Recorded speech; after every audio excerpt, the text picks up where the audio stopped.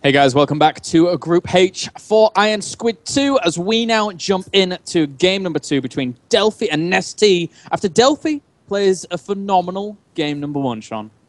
Yeah, I mean, it's kind of funny. It really did all boil down to this flubbed initial attack from NesTea Yeah. that put Delphi in the lead. But when you're up against a player of NesTea's caliber, it can't even be overstated how easy it is to lose that lead. And the thing that impressed me most was how calmly, defensively, and consistently Delphi played that game out. Yeah, it was very, very well done there by Delphi indeed. So guys, let's jump on into game number 2 as we do have spawning down to our southern position as our Red Zerg. One game up currently against the creator of worlds. He is ATN Delphi. And spawning down in the top right corner, not playing as Protoss, and not even the ID of I am Protoss, it is IM's NesTea. Doing his bit to create a more balanced world, but ultimately NesTea here wasn't finding the favor. He's going to go for a 9 pull up. Okay, my head just exploded. Uh-oh. This could be well scary.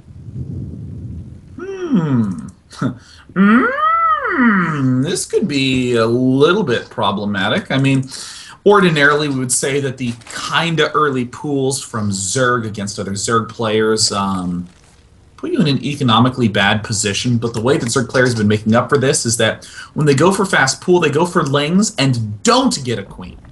Rather, they try to get up their expansion very quickly, and what we'll see is that in that circumstance, things actually pick up the pace very, very, very quickly. He's going to go for a hatchery first. Oh, Delphi. Oh, Delphi. Well, Zerglings can poke along and do a little bit of damage. They're going to be spotted eventually by the Overlord, one would think, unless NesTea takes a very, very ulterior route. And, I mean, he technically should be able to get a little bit of damage done here, but there have been instances where Zergs have, in a very, very well-defensive mindset, with drones have been so meticulous about their drone micro that they can get the defense off, but this is going to be a little bit deadly. Brutal. This is going to be just a brutal spot. I mean, already seeing everything that's up there, and if you're in Delphi's shoes, you're just going, ugh. What is the best way to defend? You could be like TLO and wall yourself in with evolution chambers. Yeah, like that.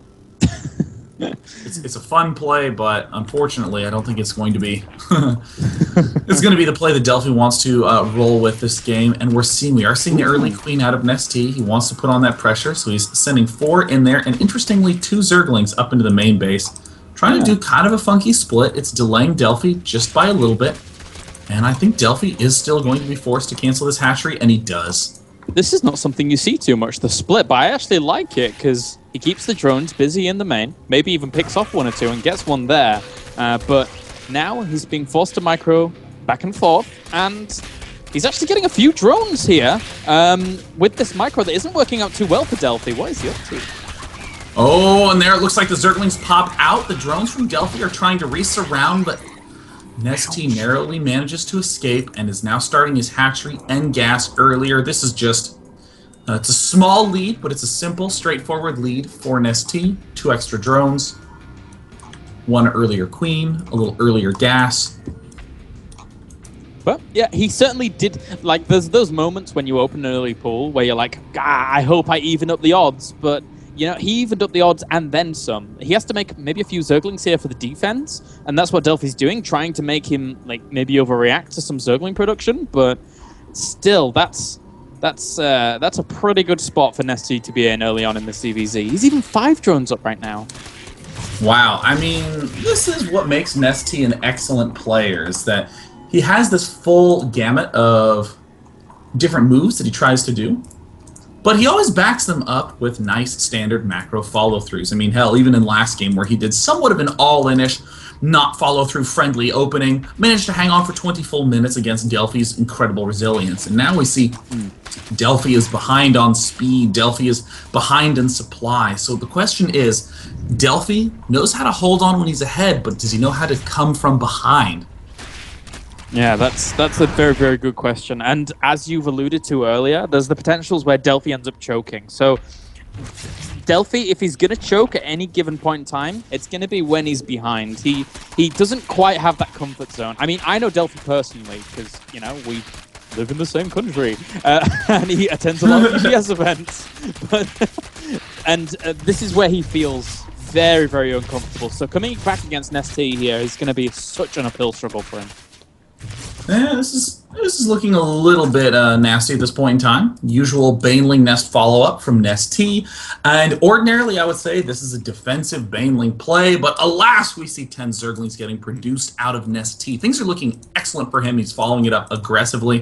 This is actually kind of an unusual amount of aggression from NesTea. We normally see him be a little bit more macro-y.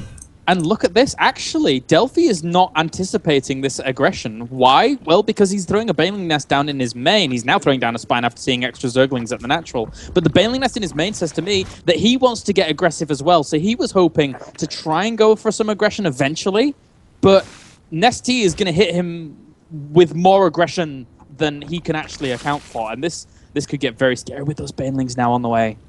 Oh, gosh. I mean, it's looking like Delphi is not quite sure where to go. Does he go Lings? Does he go Drones? He's going to have to defend against this attack. And there we see, oh, the surround, the Banelings. It looks like no Banelings have even been taken out yet. One Queen goes down. Second Queen is going to fall as well. And Delphi doesn't even have time to get up the Banelings of his own. And the Zerglings in the natural now going to, main even going to try and push these drones away.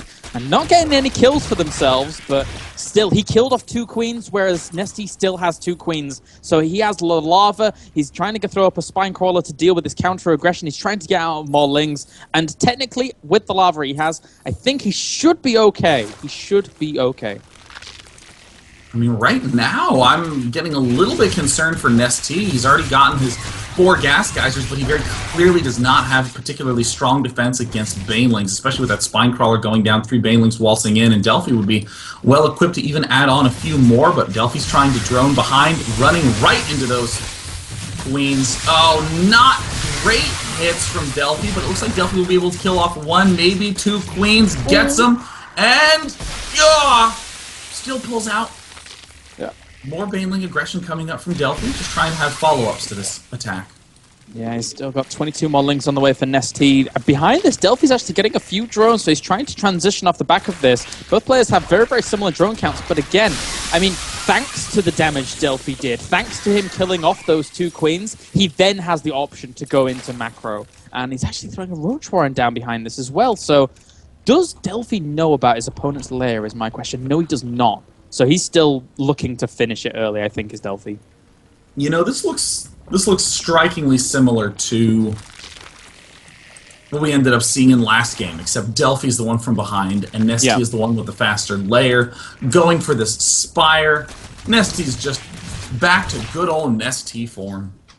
Yeah, and Delphi is, as you rightly said, in the opposite situation now. He's trying to shut down this aggression, and from that, once he... Oh, those Banelings take a lot of drones as well. So many of them are so weak. Just 2 Banelings want to try and waddle in. They're not going to get any chance to. Gosh, that means 12 drones total this game have been killed off by NesTea. Delphi's still stuck in the Stone Age building slow roaches. He's going to be up against Speedling, Spire units. Everything's going wrong right now for Delphi. He's still not that far behind supply-wise, but in the actual game state, he is miles behind. I think if Delphi had, behind the aggression to try and kill off those 2 queens, had started his layer and tried to keep himself at level pegging with his opponent, I think that would have worked out for him. This is one of the ways that Delphi ends up slightly choking when he's behind, just saying, oh god, I'm so behind, I need to kill him now. But realistically speaking, he wasn't ridiculously far behind at some of the points in this game. So, but NesTea is just making every single little move to keep his opponent behind. Supplies are even, but with 8 Mutalisks popping out, Delphi has, I'd say, really no options. Delphi even only has 29 drones. He actually has to attack. We see the Roach Warren, or the Roach is screaming up into the front. Desperation Spines coming up. NesTea needs to hold off this one attack, and then he'll be in good shape, but can he do it? The Mutalisks are right now popping out. More Zerglings need to come in immediately. Where are those Banelings? Get in there! They're on the way. They're eventually going to morph in, but I don't reckon it's going to be enough. The Mutalisks just putting that timer on all of these units. If they can't do damage here and now, and know the Banelings cannot connect These Mutalists are going to have an absolute field day. There you go. There's GG. GG. Oh my It's god. tied 1-1, Kalaris. Yeah, that was impressive by NesTea. As you said, roles reversed from game number 1. NesTea felt very comfortable to go into that defensive position and was phenomenal from there. Delphi's aggression just did not work. Yeah, that does mean that in this position we see that Delphi has lost the lead. It's now tied 1-1, and we have to head into a game number 3. We're going to go ahead and load that commercial up right now so that way we can hop into the final match. We'll be back in just a sec.